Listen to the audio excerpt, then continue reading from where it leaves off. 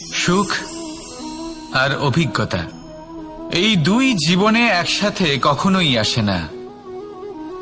মনে রাখবেন, যেখানে সুখ থাকে সেখানে অভিজ্ঞতা থাকে না। আর যখন এই সুখ আমাদের জীবন থেকে দূরে চলে যায়, তখন আমাদের জীবনে আসে এই অভিজ্ঞতা।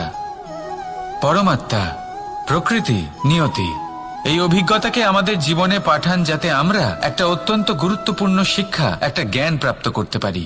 এই অভিজ্ঞতা আমাদের শেখায় যে অতীতে এমন কি হয়েছিল যা আমাদের করা উচিত হয়নি।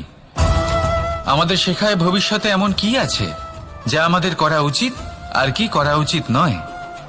দেখতে গেলে এই অভিজ্ঞতা আমাদের সেই শিক্ষা দেয় যার জন্য আমরা সুখের দিকে উচিতভাবে অগ্রসর হতে পারি।